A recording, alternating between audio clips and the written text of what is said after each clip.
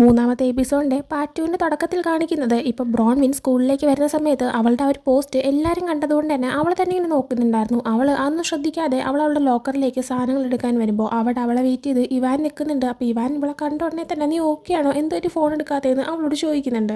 ആ സമയം ബ്രോൺവിൻ എനിക്ക് എല്ലാവരുമായിട്ട് ഡീൽ ചെയ്യാൻ വയ്യായിരുന്നു, അതുകൊണ്ട് ഞാൻ എൻ്റെ ഫോൺ സ്വിച്ച് ഓഫ് ആക്കി വെച്ചു, എന്ത് പറ്റി ആ ഒരു പോസ്റ്റിൻ്റെ കാര്യം ചോദിക്കാൻ വേണ്ടിയിട്ടാണോ നീ വെയിറ്റ് ചെയ്തിരുന്നതെന്ന് ഇങ്ങനെ ചോദിക്കുമ്പോൾ അങ്ങനെയൊന്നുമല്ല, ആ പോസ്റ്റ് ഫേക്ക് ആണെന്ന് എനിക്ക് അല്ലെങ്കിൽ അറിയാം, ഞാനാണെങ്കിൽ മേവിനിപ്പോൾ എങ്ങനെയുണ്ടെന്ന് അറിയാൻ വേണ്ടിയിട്ടാണ് നിന്നെ കോൾ ചെയ്തതെന്ന് പറയുന്നുണ്ട്. ബ്രോണിനപ്പോൾ പറയുന്നുണ്ട് ഐ എം സോറി, ഞാൻ അത് മനസ്സിലാക്കിയില്ല, മേവ് ഇപ്പോൾ ഓക്കെയാണ്, അവളിത് ഡിസ്ചാർജ് ആയി വീട്ടിലോട്ട് വരുമെന്ന്. ഇവാനപ്പോൾ ഓക്കെ, ഇന്നലെ നീ എക്സാം സ്കിപ്പ് ചെയ്തിട്ട് പോയപ്പോൾ ഞാൻ പെട്ടെന്ന് ടെൻഷനായി പോയി, മേവിന് എന്തെങ്കിലും പറ്റിക്കാണുന്നത്, അതുകൊണ്ടാണ് ഞാൻ കുറേ തവണ കോൾ ചെയ്തതെന്ന് പറയുന്നുണ്ട്. അതിനുശേഷം ഇവാൻ നമുക്കെന്നാൽ ശരി അടുത്ത് ഡിബേറ്റിൻ്റെ ഒരു പ്രിപ്പ് ക്ലാസ്സിൽ വെച്ചിട്ട് കാണാമെന്ന് പറഞ്ഞ ശേഷം അവൾക്കൊരു കിസ്സും കൊടുത്തിട്ട് അവൻ പോകുന്നുണ്ട്. എന്നാൽ അവൻ പോയി കഴിഞ്ഞ ഉടനെ തന്നെ അവളോട് സംസാരിക്കാനായിട്ട് നെറ്റ് വന്ന് നിൽക്കുന്നുണ്ട്. നെറ്റിനെ കാണുന്നതും അവൾ പറയുന്നുണ്ട് നമുക്ക് ഇവിടെ വെച്ച് സംസാരിക്കേണ്ട, എല്ലാവരും മുന്നേ വെച്ച് സംസാരിച്ചാൽ ഇതിനുള്ള പ്രശ്നം കൂടെ വഷളാകുമെന്ന് പറയാണ്. നെറ്റ് ആ ടൈമിന് ആരും കാണാതെ ഒരു ചെറിയ ഫോൺ അവളുടെ കയ്യിൽ കൊടുക്കുന്നുണ്ട്. ആ ഫോൺ കണ്ടിട്ട് ഈ ഫോൺ കാരണമല്ലേ എനിക്കിന്ന് ഡിറ്റൻഷൻ കിട്ടിയതെന്ന് അവൾ ചോദിക്കുന്നുണ്ട്. നെറ്റ് അപ്പോൾ ഇത് ആ ഫോണല്ല, ഇത് ഞാൻ അതിന് മുന്നേ യൂസ് ചെയ്തുകൊണ്ടിരുന്നൊരു ഫോണാണ്, ഞാൻ വർക്കിന് വേണ്ടി യൂസ് ചെയ്തതാണ്, തൽക്കാലത്തേക്ക് നീ വെച്ചേക്കാനായിട്ട് പറയുന്നുണ്ട്. അങ്ങനെ പറയാനായിട്ട് കാരണം ബ്രോൺവിൻ്റെ അച്ഛൻ ഇപ്പോഴും പണിഷ്മെൻ്റ് ആയിട്ട് അവളുടെ ഫോൺ വാങ്ങി വെച്ചിരിക്കുന്നതുകൊണ്ടാണ്. എന്നിട്ട് അവൻ പറയുന്നുണ്ട് എൻ്റെ നമ്പർ ഞാൻ ഇതിൻ്റെ അകത്ത് സേവ് ചെയ്തിട്ടുണ്ട്, എന്തെങ്കിലും ആവശ്യമുണ്ടെങ്കിൽ വിളിച്ചാൽ മതി. ഇത് ബ്രോൺവിൻ അപ്പോൾ അത് കൂടുതൽ വഷളാകത്തേ ഉള്ളൂ പ്രശ്നങ്ങൾ, അതുകൊണ്ട് എനിക്ക് താല്പര്യമില്ല എന്നിങ്ങനെ പറയുന്നുണ്ട്. അവനതിന് ഒരു മറുപടി കൊടുക്കാതെ അവിടെ നിന്ന് പോകുന്നുണ്ട്.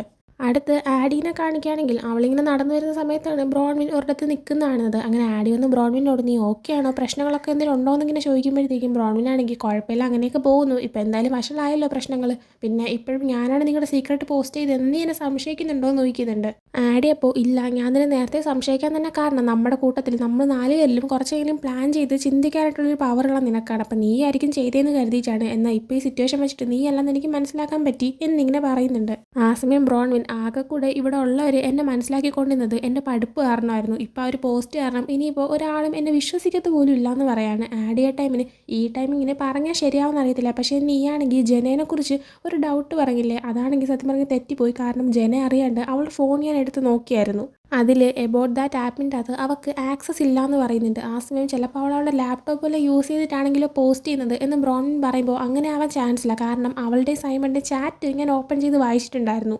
അതിൻ്റെ അകത്തുനിന്ന് എനിക്ക് മനസ്സിലാക്കാൻ പറ്റിയൊരു കാര്യമാണ് സൈമൺ ഇതുപോലെ ആ ഒരു എബൌട്ട് ദാറ്റ് ആപ്പിൽ നിന്ന് പോസ്റ്റ് ചെയ്യുന്നത് ജനയ്ക്ക് തീരെ ഇഷ്ടമുള്ളൊരു കാര്യമായിരുന്നില്ല. അവളാണെങ്കിൽ അവൻ്റെ അടുത്ത് ആ ഒരു ആപ്പ് ഡിലീറ്റ് ചെയ്ത് കളയാനും ഇത്രയും കൂടുതലൊന്നും ചെയ്യാനായിട്ട് നിൽക്കരുതെന്നൊക്കെ പറഞ്ഞിട്ടും ഉണ്ടായിരുന്നു.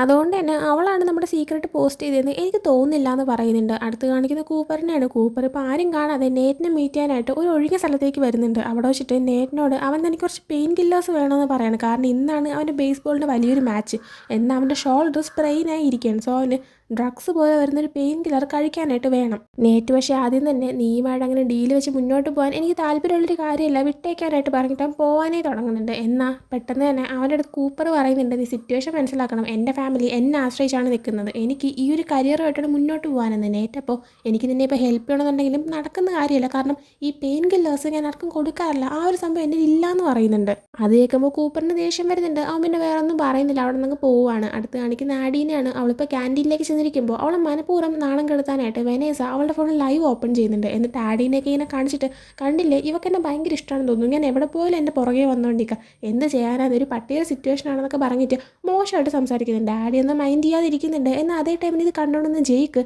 വെനേസയിൽ എന്നാൽ ഫോൺ പിടിച്ച് മാറ്റാണ്. വെനേസ അപ്പോൾ ഞാൻ ലൈവ് പോകുമായിരുന്നു എന്ന് പറഞ്ഞിട്ട് ദേഷ്യത്തിൽ അവിടെ നിന്ന് പോകുന്നുണ്ട്. ആഡിയ സമയം ജയിക്കിനെ കാണുമ്പോഴത്തേക്കും അവനെ നോക്കി ചിരിച്ചിട്ട് സംസാരിക്കാനേ വരുന്നുണ്ട്. എന്നാൽ ജയിക്ക് നടന്നു പോകാനേ തുടങ്ങണം. എന്നാൽ ആഡി ജയിക്കിനെ വിളിക്കുമ്പോഴത്തേക്കും അവൻ സംസാരിക്കാനായിട്ട് നിൽക്കുന്നുണ്ട്. അങ്ങനെ ആഡ് ചെന്നിട്ട് നിനക്ക് സസ്പെൻഷൻ കിട്ടാത്തതിൽ എനിക്ക് നല്ല സന്തോഷമുണ്ടെന്ന് പറയുമ്പോൾ ജയിക്കാണെങ്കിൽ പക്ഷേ നീ കാണിച്ച തെറ്റാണ് ആഡി, നീയാണെങ്കിൽ എൻ്റെ അടുത്ത് എൻ്റെ ലൈഫിൽ കള്ളം പറഞ്ഞു, അത് മാത്രമല്ല ആ ഒരു പ്രിൻസിപ്പൽ റൂമിൽ വെച്ചിട്ടും ഞാനാണ് ഫൈറ്റ് സ്റ്റാർട്ട് ചെയ്തത് എന്നുള്ള സത്യം പറയാതെ നീ അത് മറച്ചു വെച്ചു, നീയാണെങ്കിൽ എപ്പോഴും കള്ളം പറയൽ തന്നെയാണ് ചെയ്തുകൊണ്ടിരിക്കുന്നതെന്ന് പറയുന്നുണ്ട്. ആഡി അപ്പോൾ എന്തോ പറഞ്ഞ് എക്സ്പ്ലെയിൻ ചെയ്യാൻ വരുന്നുണ്ട്. എന്നാൽ ജയിക്കാണെങ്കിൽ ഇല്ല ആഡീനെ നോക്കിയിട്ട് കാര്യമില്ല, എല്ലാം കഴിഞ്ഞു, ഇവിടെ ചെല്ലാം അവസാനിച്ചു എന്ന് പറയുന്നുണ്ട്. എന്നിട്ട് അവളോട് നീ തന്നെയാണ് ഇനിയിപ്പോൾ സൈമണിനെ കൊന്നതെന്ന് ചോദിക്കുന്നുണ്ട്. അത് കേൾക്കുമ്പോൾ നിനക്ക് എങ്ങനെ ഇതൊക്കെ ചോദിക്കാൻ പറ്റുന്നു എന്നിങ്ങനെ അവനോട് ചോദിച്ച ശേഷം ആഡി അവിടെ നടന്നു പോവാണ്. അവൾ നേരെ വാഷ്റൂമിലേക്ക് പോയിട്ട് കരയാനായി തുടങ്ങുന്നുണ്ട്. എന്നാൽ ആ സമയമാണ് അവിടെ ഉള്ളൊരു ബാത്റൂമിൻ്റെ അകത്തുനിന്ന് മറ്റൊരു പെൺകുട്ടി കരയുന്ന സൗണ്ടൊക്കെ കേൾക്കാനായിട്ട് പറ്റുന്നത്. അവളങ്ങനെ അങ്ങോട്ടേക്ക് ചെന്ന് നിൽക്കുന്നുണ്ട്. അവിടെ താഴ്ഭാഗത്ത് ഡോറിൻ്റെ അവിടെ സ്പേസ് ഉള്ളതുകൊണ്ട് തന്നെ അവൾ കുനിങ്ങി നോക്കുകയാണ്. ആ കാണുന്ന ഷൂ വെച്ചിട്ട് അത് ജനയാണെന്ന് നമുക്ക് മനസ്സിലാക്കാൻ പറ്റുന്നുണ്ട്. അതുകൊണ്ട് തന്നെ അവൾ ജന നീ ഓക്കെ ആണോ, ഞാൻ ആഡിയാണ്, എന്ത് പറ്റി, എന്താ പ്രശ്നം, എന്തെങ്കിലും കാര്യം ഉണ്ടെങ്കിൽ എൻ്റെ അടുത്ത് വേണമെങ്കിൽ പറഞ്ഞോ, ഞാൻ കഴിഞ്ഞ 48 മണിക്കൂറായിട്ട് എൻ്റെ പ്രശ്നങ്ങൾ കാരണം കരഞ്ഞുകൊണ്ടിരിക്കുകയാണ്, എൻ്റെ അതുകൊണ്ട് ടിഷ്യൂ ഒക്കെ ഉണ്ട്, നിനക്ക് വേണമെങ്കിൽ ഞാൻ തരാമെന്ന് പറഞ്ഞിട്ട് അവർ ഡോറിൻ്റെ അടിയിൽ കൂടെ അവൾക്ക് കൊടുക്കുന്നുണ്ട്. എന്നാൽ ജന എനിക്കങ്ങ് വേണ്ടാന്ന് പറഞ്ഞിട്ട് തിരിച്ചു കൊടുക്കുകയാണ്. ആ സമയം ആഡിയാണെങ്കിൽ സൈമണിൻ്റെ കാര്യത്തിൽ എനിക്കും വിഷമമുണ്ട്, കുഴപ്പമില്ല നീയാണെങ്കിൽ വിഷമിക്കാതിരിക്കുമെന്ന് പറഞ്ഞിട്ട് അവിടെ നടന്നു പോകാനേ തുടങ്ങുന്നുണ്ട്. എന്നാൽ ആ ടൈമിന് ജനയാണെങ്കിൽ ബാത്റൂമിൻ്റെ ഡോർ ഓപ്പൺ ചെയ്ത് പുറത്തേക്ക് വരുന്നുണ്ട്. എന്നിട്ട് അവൾക്ക് ആ ടിഷ്യൂ വേണമെന്ന് പറയുമ്പോൾ ആഡി സന്തോഷത്തോടെ തന്നെ അവൾക്ക് കൊടുക്കുന്നുണ്ട്. നിനക്ക് എന്തെങ്കിലും സംസാരിക്കാനുണ്ടെങ്കിൽ ഞാൻ ഫ്രീ ആണ്, ഞാൻ നിൻ്റെ കൂടെ നിൽക്കാമെന്നൊക്കെ പറയുന്നുണ്ട്. ആ സമയം ജന നീ ജയിക്കിനെ വിട്ട് നന്നായി, അവൻ്റെ ഇല്ലാത്തപ്പോഴാണ് നീ കുറച്ചെങ്കിലും നല്ലതായിട്ടുള്ളത്, അല്ലെങ്കിൽ നീ ഭയങ്കര മോശമായിരുന്നു എന്ന് പറയുന്നുണ്ട്. അതിനുശേഷം കാണിക്കുന്നത് ബ്രോൺവിനെയാണ്. അവളിപ്പോൾ അവളുടെ അനിയത്തിയുടെ റൂമിലേക്ക് ഇങ്ങനെ പോവാണ്. അനിയത്തി ഡിസ്ചാർജ് ആയിട്ട് വന്നിട്ടുണ്ടായിരുന്നു. അങ്ങനെ അവളാണെങ്കിൽ മേവിൻ്റെ അടുത്തേക്ക് ചെന്നിട്ട് നിൻ്റെ റൂമിൽ ഞാൻ സൈമണിൻ്റെ ലാപ്ടോപ്പ് അന്വേഷിച്ച സമയത്ത് എനിക്ക് കിട്ടിയ ഇതാണെന്ന് പറഞ്ഞിട്ട് നേരത്തെ സൈമണും അവളും പിന്നെ ജനയും ഒരുമിച്ചിരിക്കുന്ന ഫോട്ടോ നെറ്റ് കണ്ടുപിടിച്ചല്ലോ, അതിപ്പോൾ തിരിച്ചു കൊടുക്കുന്നുണ്ട്. അതിങ്ങനെ കാണിച്ചിട്ട് ചോദിക്കുന്നുണ്ട് നീ അതാ സൈമണിൻ്റെ മുഖം സ്ക്രാച്ച് ചെയ്ത് കളഞ്ഞേക്കുന്നത്, എന്തെങ്കിലും പ്രശ്നമുണ്ടോ എന്ന്. മേവ് ഇപ്പോൾ പറയുന്നുണ്ട് ഞാൻ അത് പറഞ്ഞു തരാൻ നോക്കിയാലും നിനക്കത് മനസ്സിലാക്കാനായിട്ട് പറ്റത്തില്ല എന്ന്. ആ സമയം നീ ഒന്ന് ട്രൈ ചെയ്ത് നോക്ക്, ചിലപ്പോൾ എനിക്ക് മനസ്സിലാക്കാൻ പറ്റുമല്ലോ, നീ ഒന്ന് കമ്മ്യൂണിക്കേറ്റ് ചെയ്യാൻ ഇവിടെ ഇരിക്കാമെന്ന് അവൾ പറയുന്നുണ്ട്. അങ്ങനെ മേവ് ബ്രോൺവിനോട് പറയുന്നുണ്ട് അത് പിന്നെ ആക്ച്വലി എനിക്ക് സൈമണിനെ ഇഷ്ടമായിരുന്നു എന്ന്. ആ സമയം നിനക്ക് സൈമണിനെ ഇഷ്ടം, എനിക്ക് മനസ്സിലാവുന്നില്ല എന്ന് പറയുമ്പോൾ അത് തന്നെയാണ് ഞാൻ ഉദ്ദേശിച്ചത്, എനിക്ക് മനസ്സിലാക്കാൻ പറ്റുന്നില്ല എന്ന് പറയുന്നുണ്ട്. ആ സമയം ബ്രോൺവിൻ അങ്ങനെയല്ല നീ ഒന്നോട്ട് പറയാനായിട്ട് ആവശ്യപ്പെടുന്നുണ്ട്. മേവ് അങ്ങനെ പറയുന്നുണ്ട് ആക്ച്വലി എനിക്ക് സൈമണിനെ ഇഷ്ടമായിരുന്നു, ഞാൻ വിചാരിച്ചു അവനും എന്നെ ഇഷ്ടമാണെന്ന്, ഞാനും അവനും തമ്മിൽ ചെറിയ റിലേഷൻഷിപ്പ് പോലെ ജസ്റ്റ് ഒന്ന് മുന്നോട്ട് പോയിട്ടുണ്ടായിരുന്നു. എന്നാൽ പെട്ടെന്ന് അവനെ ഇട്ടിട്ട് പോയി കളഞ്ഞു. അപ്പോഴാണ് എനിക്ക് മനസ്സിലായത് അവൻ്റെ അടുത്ത് ലവ് ഒന്നുമില്ല, അവൻ ജസ്റ്റ് ഒരു ടൈം പാസ് പോലെ വന്നതായിരുന്നു. അപ്പോൾ ആ ഒരു ദേഷ്യത്തിലാണ് നമ്മളെടുത്ത് ഈ ഫോട്ടോയിൽ അവന് മുഖം ഞാൻ സ്ക്രാച്ച് ചെയ്ത് കളഞ്ഞത്.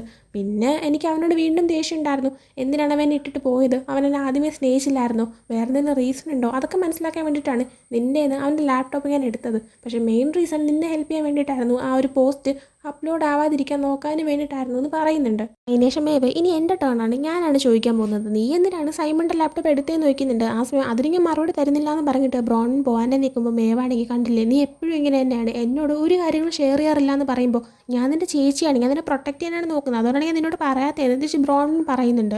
മേവ് അപ്പോൾ അതുകൊണ്ട് മാത്രമല്ല ആ പോസ്റ്റിൽ ഉണ്ടായിരുന്ന കാര്യം ശരിയല്ലേ, നീ ശരിയാ ക്വസ്റ്റ്യൻ പേപ്പർ മോഷ്ടിച്ചു, അതുകൊണ്ട് തന്നെയല്ലേ നീ ഇപ്പം എന്നോട് സത്യങ്ങൾ തുറന്ന് പറയാതിരിക്കുന്നതെന്ന് പറയുമ്പോൾ ബ്രോണിനാണെങ്കിൽ മതി നീ നിർത്താനായിട്ട് പറയുന്നുണ്ട്. മേവ് അപ്പോൾ എന്ത് നിർത്താനായിട്ട്, നീ എപ്പോഴും ഭയങ്കര പെർഫെക്റ്റ് ആയിട്ടാണെന്നുള്ള രീതിയിൽ കാണിക്കാനായിട്ട് നോക്കും. എന്നാൽ നീ എപ്പോഴും അങ്ങനെ ഇരിക്കേണ്ട ആവശ്യമൊന്നുമില്ല, നിന്നെ കാണുമ്പോൾ എനിക്ക് തന്നെ ചെറിയ ബുദ്ധിമുട്ടാണ് തോന്നുന്നത്, നീ എപ്പോഴും ഇങ്ങനെ പെർഫെക്റ്റ് ആവാൻ ശ്രമിക്കേണ്ട ആവശ്യമൊന്നും ഇല്ല എന്ന് പറയുന്നുണ്ട്. അതിനുശേഷം കാണിക്കുന്ന കൂപ്പറിനെയാണ്. ഇപ്പോൾ കൂപ്പറിൻ്റെ ബേസ്ബോൾ മാച്ച് തുടങ്ങാനായി നിൽക്കുന്നുണ്ട്. ആ സമയം തന്നെ നേറ്റ് അവനെ ഹെൽപ്പ് ചെയ്യാമെന്നും പറഞ്ഞിട്ടുണ്ടായിരുന്നു. നേറ്റ് എങ്ങനെയൊക്കെയോ അവന് വേണ്ടിയിട്ടുള്ള ഒരു പെയിൻ കില്ലേഴ്സ് കൊണ്ട് കൊടുക്കുന്നുണ്ട്. ആ സമയം താങ്ക് യു സോ മച്ച് അല്ല, നിനക്കിപ്പോൾ എന്താ പെട്ടെന്ന് മനസ്സ് മാറിയത്, എന്തുപറ്റി ഹെൽപ്പ് ചെയ്യാൻ ശ്രമിച്ചെന്നൊക്കെ ഇനി ചോദിക്കുന്നുണ്ട്.